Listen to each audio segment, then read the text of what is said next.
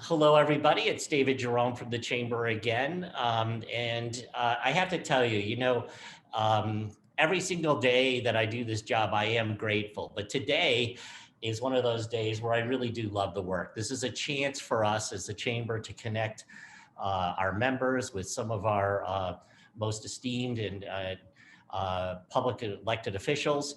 And this is a great day for us. And especially in so much as that we have Speaker Moody and we have Senator Blanco on the call today. And I think this is a really great process that we've started. It comes out of a conversation just really quickly by way of introductions that I had with Speaker Moody. We were lamenting the fact that we weren't going to be able to do an El Paso Days in Austin because of the COVID crisis. And we were trying to brainstorm on what to come up with. And true to form for our speaker, it was his idea to do a week ahead. And we think it's terrific. And, sometimes innovation comes out of necessity. And this has been a wonderful innovation. And I think one that'll be highly successful and important. And I'm very thankful to our participants today for doing this. Now, a couple of quick housekeeping items while I'm doing this. If you have a question, please put it in the Q&A box and we'll try to get to them. We're going to try to stay from a process perspective to about 15 minutes, unless, of course, Senator Blanco or Speaker Moody want to extend, but that'll depend on their schedule, not ours. And we want to make sure that your questions, if we can get to them, we'll get to as many as we can, but we're going to try to stick to this 15 minutes as well. Now, what I will do, I guess, is that we can just go ahead and kick this off. And what I'll hand it over to Speaker Moody to start the update. Thank you, Joe, for being here. Really appreciate it. Sure, absolutely, and thank you for the opportunity. And I think this will be good going forward. I think the situation that we're in certainly presents some unique challenges, but maybe gives us the opportunity to be more connected. Whereas, David, your team would be connected with us throughout the session. In any normal session, we'd have some days up in Austin where everybody would could converge on the Capitol, and we'd all get to see each other for a week or so.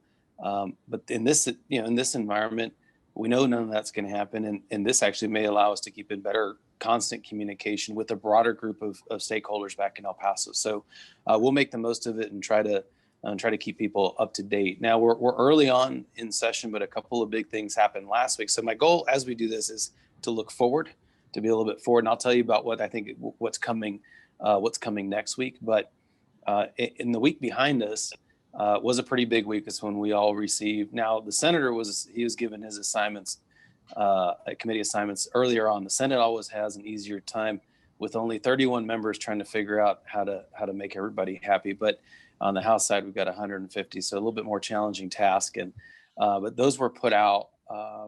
Those were put out last week, and so. First, want to just highlight the fact that the El Paso delegation is well positioned to have a very good session in the 87th session. Senator Blanco can certainly speak to his committee assignments, and they are stellar and very good for our community, and they link nicely to what the House delegation just received last week. So I was grateful to be reappointed as Speaker Pro Tem of the Texas House, which would be the highest ranking Democrat in the House for this session, for the second session in a row. Also was named to the Calendars Committee for Inside Baseball. That is the committee that decides every bill that comes to the floor. And so is named the vice chair of that committee. And then also sitting on the Judiciary and Civil Jurisprudence Committee. So when we talk about one of the governor's emergency items, civil liability in the age of COVID, that is where that effort will be discussed. And so I heard very early on from this chamber that that's an important topic for us. And so I used my seniority to make sure that I was going to be involved in that conversation as it goes forward, because it can take a lot of forms. If we look, Mary Gonzalez is the vice chair of appropriations. And I think as I give a peek to the week ahead, I believe she will probably be named as a subcommittee chair on appropriation. There's 4 subcommittees on appropriations that usually starts to lay the groundwork for who ends up on what's called the conference committee for the budget, which ends up being 5 members from the House and 5 members from the Senate. So she is nicely positioned to not only be a subcommittee chair, but in all likelihood on the final conference committee for the state budget, which is a very good thing for our community. So that's a little bit of the week ahead too. She'll continue to serve on public education, which of course is critical for not just our community, but for the state. Alina Ortega retained her position on transportation, which is very important. Links up nicely to Senator Blanco's position on Senate transportation.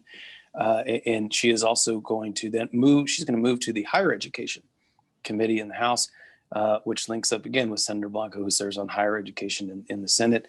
That is good for us. I do not recall, and I don't think in my time in the legislature, we have had a single member of the House serve on higher education. And so that is a big deal. She did come off of public health, but I think that with Senator Blanco's positioning on health and human services in the Senate, we've got that lane covered as a delegation. Art Fierro is going to serve on licensing and administrative procedures, and that sounds very technical. But when we talk about regulations and some of the things we encountered for businesses during this pandemic, a lot of those changes are going to go through licensing. This is how we make sure that the rules and regulations that sit over on top of our businesses make sense. And we found that we could suspend some of these during a pandemic and the sky didn't fall. So a lot of those conversations are going to go through that committee, and Art is there. Our freshman member, our newest member, Claudia Ordaz Pettis, was one of her assignments was the Committee on Business and Industry. That handles issues related to financial institutions, to workers' comp, to unemployment. So if you understand the complexities of the pandemic, you know that all those issues are going to be very important for us. So we have a seat at the table, I think, for every major conversation coming forward, which is great. That's all we've ever asked for, and now we have it. Now we need to make the most of it. So I'm gonna kind of pause there. Really, about the week ahead, you're going to see the appropriation committee start meeting next week. They're going to assign their subcommittees out, so you watch for that maybe Wednesday, Thursday, and then those committees will go to work. The other committees that the rest of us serve on will start doing what's called organizational. So they'll get together. They've got their budgets assigned to them. They'll hold an initial organizational meeting either next week or the week after. And then the first week of March, you'll start seeing them take up actual bills. So that's kind of the flow that we're starting to get into. Now, this is slow comparatively by about a week, maybe about a week and a half compared to a normal session. So that's going to have, as deadlines start to hit, we're going to start feeling that throughout the session. But anyway, that's next week. If we're able to travel, if the weather's okay, that will be what the week looks like next week for us. But I'll let the senator weigh in on his viewpoints coming from the other side of the building. Thank you, Speaker. Senator Blanco, great to have you. Thank you for being here today. We've already done some introductions, so trust me, we're very pleased. I would say, I hate to leave you with this mental image, but many people at the chamber were doing happy dances when we saw those appointments and committees and things, and having you be on transportation, I think is wonderful. But over to you. Thanks, David. We're trying to make this about 15 minutes just for your consideration of your time. So I don't want to, but we'll expand for whatever you want to do, just so you know. Great. I'll take up 20 minutes then. Yeah. I'm kidding. Well, I appreciate the invitation, David, to join the chamber today, and good to see my buddy Joe, Speaker Joe. And thanks for your comments. This is my fourth session, but my first one in the Texas Senate after having served 3 terms in the House. And each session's different, but we do know that there's nothing that's going to be compared to this one, because we've got a lot of challenges ahead of us, and we're now a month into the session, and things are definitely slower. But as the speaker indicated, we're going to start ramping up. Normally there'd be a lot of traffic in the hallways, groups from all over the state visiting. We'd have cities coming in and doing El Paso days and things like that. But it's pretty empty. Everyone's meeting over Zoom. But while it's slower, important things are being done. And as Speaker Moody mentioned, committees in both the Senate and the House are assigned. The El Paso delegation, as the Speaker said, landed very well with committee assignments. And I think it really speaks to what our colleagues think about our delegation and the trust that they have on us, that they have for us, and the unity, I think, is the most important piece, right? They know that we're not going to be fighting each other; we'll be working with each other. So that goes a long way. As far as assignments, the Lieutenant Governor appointed me to 4 committees. Health and Human Services, where we're really going to be focusing a lot on COVID recovery and relief. Higher education, which is so important for our region, as you know. Transportation, I mean, we've got major projects, that we're facing in our region in El Paso. And then, of course, something that's always important for our community is veteran affairs and border security. And these committee assignments are going to allow us to advocate for some of the most pressing needs in our region. We'll be able to keep the needs of our region right at the forefront of all major policy decisions. And these committees, both in the House and in the Senate, have just really significant impacts on business, as well as economic development. And with health and human services and higher education, I'll be working to make sure that we're going to have an educated and healthy workforce. You all know, in particular the Chamber, know the value of transportation for our region, our ports of entry. So I'm going to continue to advocate for better resources and for good public policy to improve our mobility, to making sure that our region is competitive, to making sure that commerce, goods, and people are moving, in a fluid way. So, so we're going to be focusing on a lot of that stuff.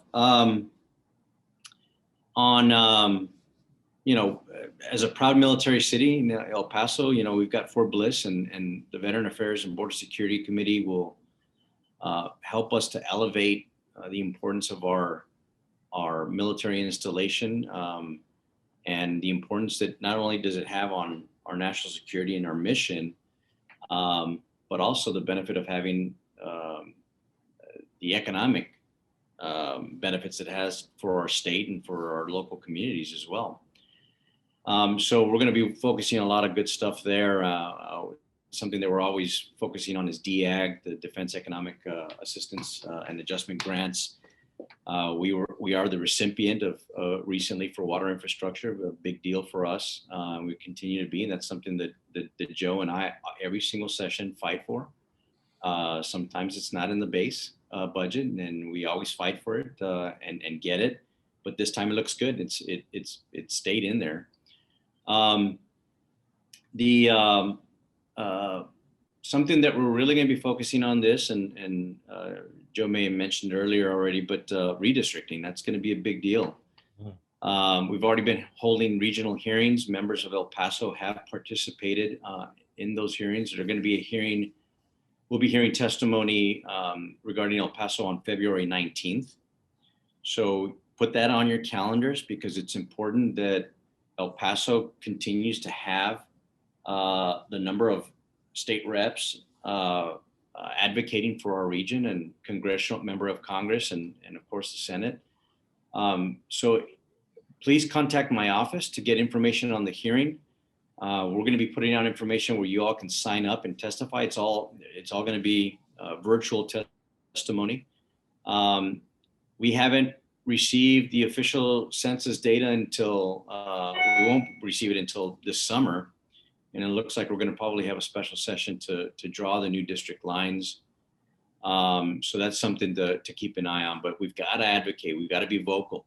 And Speaker Moody serves on that committee, and he's really going to fight for us. So, but we as citizens have to be vocal, and we have to participate and talk about how important keeping these districts intact in El Paso, based in El Paso, are for our region.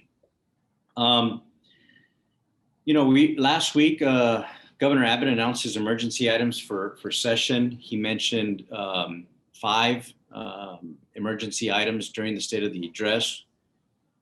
He had mentioned expanding broadband internet access, which is so important, not only for rural communities, but for inner cities. We've seen what this pandemic has done is really put it to the test, right? So broadband is very much like from my perspective, a utility. It's like electricity. It's like water. It's a necessity. So we'll be focusing on that. We're going to be focusing on local funding for law enforcement, which is going to be a hot topic. There's going to be a lot of debate on that.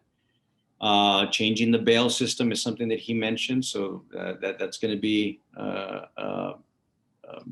something that we have very different perspectives on both sides of the aisle, but hopefully we can get to a place where we land in a mutual place. He mentioned election integrity, which I think all of us, depending on how it is, but I think both sides of the aisle agree that we need to fix, make some adjustments there. And then civil liability protections related to the pandemic is also something that he had mentioned. So those are the 5 things that are emergency items that we'll be able to take sooner than later. But we're still in the first 60 days of session, and during that time, the only bills that the Senate and the House can hear are on those emergency items, and the governor's priorities are going to have an impact this session, and so we're going to be focusing on that. My hope and my expectations for this session remains the same, that I think that we can tackle major issues facing our state. The kitchen table issues that I think that families care about, right? Not the partisan stuff. And I think, we did a great thing last session. We did a good job, really good job, leaving a lot of that partisanship at the door for the most part. And we were able to focus on real problems. And I think that it speaks volumes to the trust that Speaker Bonin had with Speaker Moody, and being able to bring everyone together and making sure that we're focusing on issues that are important to Texas, that bind us rather than tear us apart. And we're going to have that same dynamic, definitely in the House, with Joe Moody there as Speaker once again. And I think that we're going to be able to do that same. I think we have to leave the partisanship at the door. We saw what's been going on in Washington, D.C., and I think Texas families and Texas businesses are counting on us in Texas to focus on good government. Because we've got a pandemic that's still infecting our communities. We saw the devastation that it has caused, and that it continues to do. The number of lives in our state continues to rise. Thousands of people are facing food insecurity. Businesses are struggling to stay open. People are concerned about how to pay their rent or how to keep up with their mortgage. And they also worry about whether it's safe for students and teachers and the bus drivers and cafeteria workers to return to school for in-person instruction. So the challenges that we have before us, they're not lacking. We've got, this will be an historic session, but I think that we can face those challenges head on. And I think that Texas is poised to bounce back stronger than than we were, but it's not going to happen by itself. I think we need to be just really laser focused on helping working families and our small businesses. So we're going to be focusing on a lot of these issues. With that, I think I pretty much covered it. I may have taken all 15 minutes, but really look forward to working with you all. This is important for us to receive your input, to get your questions. Speaker Moody, he had mentioned that he serves on a very powerful calendars committee. It's also the committee that will send you those nice calendars that they make. So ask him for a bunch of those calendars. No, I'm kidding. Well, we are getting calendars and we are sending them out. So, but with that, I want to thank you, David, for giving me the opportunity to speak, and my brother, Joe Moody, and we're here to help and serve. So thank you. Well, it's no understatement at all, certainly from the Chamber's perspective. And I know I speak for all our members in the community, just more broadly, how blessed we are to have such a strong delegation, and extremely thankful for this opportunity to interact with you. We got a couple of questions. I know we're at time. I don't want to raise them if you have no time and I'm putting pressure on your calendar, but if you do, could we take maybe 5 minutes and go over one or two questions? Would that be okay? Yeah, the senator would love to answer your questions. Well, I think we're going to have to ask both of you. And so if it's okay, what I could do is this. There's one question that came in on, just very quickly, Senator, to dovetail against what you were saying already, and maybe Speaker, if you don't mind as well, just a quick comment on the state of vaccines and how they're rolling out.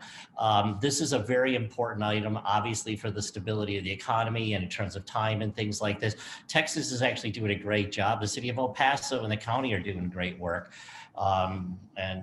Betsy has a question we'll get to right after that. But if you could just give a quick comment on what you think the state of play is in Austin on the vaccine side.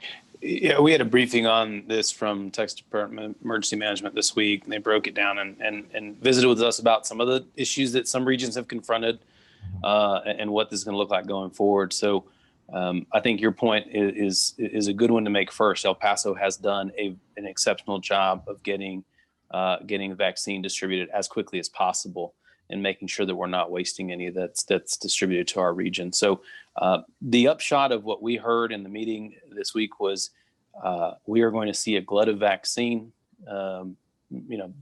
based on the purchase power of the federal government, and that's going to be going obviously not just to Texas but around the country, to where we think in the months of April and May we're going to open up the list to a broader category of folks. Now that obviously is it's logistically a very challenging process, but we're learning as we go here locally and trying to put best practices in place. So I always caution against saying that we're near the end or at the end, but certainly the news that we're getting on vaccine allocation and distribution is very positive and very good. And I think anticipate April and May being very helpful on that front. Yeah, at the local level, I totally agree with Speaker Moody. We began seeing increases in allocation last week, and that's expected to continue. Tentative numbers that were provided to my office late last night, the EVAP has allocated 6,000 Moderna vaccines to El Paso Fire Department for week 10. And Dish has mentioned that due to the expected severe weather conditions over the weekend, combined with President's Day on Monday, shipments could be slightly delayed. So just something to note and keep in mind when people are asking, or some of your members are asking. But there is some promise on the horizon with new manufacturers coming online as early as this month. Last week, Johnson & Johnson submitted their application for the emergency use authorization from the FDA. They'll be considering the vaccine at their next meeting on the 26th. So we must continue to strengthen and prepare our distribution process in anticipation of more vaccines becoming available. The city and the county are doing a great job. Chief Nim Kidd provided us data. 15% of El Paso has received at least one dose of the vaccine. That's higher than any of the major cities in Texas. So, you may see some stories in the news that talk about, disorganization and things like that, but we are doing very well in our community. It's an issue of supply. So once we get more supply, you're going to see a lot of great things happening in El Paso. So stay tuned. I'm blowing out the process of 15 minutes, so forgive me. I'm going to ask one more question, though, if I could, if it doesn't cause any objections, and then I'll leave it to you guys to close however you choose, if you want to make a comment or two. But there is one more question I'd like to ask. The city, the county, the chamber even, and other organizations were very interested in broadband infrastructure. Betsy, who's on the call here as well, from the county, raises the question: is there any funding as a priority allocated to broadband expansion in Texas that you're aware of? I mean, there will be. I mean, that's the short answer is the funding will come along for that. Both budgets in the introduced budgets in the House and the Senate were, I think, roughly $7 billion over the comptroller's revenue estimate, which means it has stuff in there that's not paid for yet. So the anticipation, and we had a meeting with the comptroller this week, the anticipation is, right, there's federal funds on the way. The Economic Stabilization Fund, or Rainy Day Fund as we call it, hasn't been built into that equation yet. So those pieces will come onto the table as the budget negotiations go forward. So the short answer is yes, it'll be there, and we're going to leave it up to the smarter folks that deal with Senate Finance and House Appropriations to start to craft that together. And I think we'll be in good shape as we move forward. I agree. This is the one issue that's like truly bipartisan. Everybody supports this. The governor mentioned it in his emergency items. So, and industry has been reaching out to us about the lack of infrastructure. So we have to put some money into it. And I think exactly what the speaker said, that there's a will on both sides of the chambers. Hey, David, I see the two other written questions. Are you okay to them? I'll just comment real quick because I don't want to run over time. But the appraisal reform is, that's session in and session out. That is an ongoing debate, multiple bills every session. So I'll say let's take a wait and see attitude to that. And as we have these as we go through session, if things start to move or kind of navigate through committees on this front, we'll put a special eye on updating as we go through the session. Dental school funding, we're good to go. Texas Tech's base budget on both the House and the Senate side looks good. We could always build another building if we're able to get tuition revenue bonds. So that's what we'll probably be, keeping an eye on in terms of expansion out at the medical school. But the dental school is in fine shape, and Health Sciences Center is happy with the base budget, and we're just going to keep on monitoring it, because that, when it's in the base budget, that means your job through session is to put some guardrails around it and play defense. When it's not in the base budget, that's when you gotta wrangle and start putting money together, and that's the harder task. So we're in the better position to start the session. Outstanding. Yeah. Well, gentlemen, let me thank you both for your time today. We really appreciate it. We'll be doing this again next week. And I wish you a very successful week ahead. And thank you for giving us insight as to what to expect, and have a wonderful day. Thank you. Have a happy lunar weekend. Likewise. Take care. Thank you.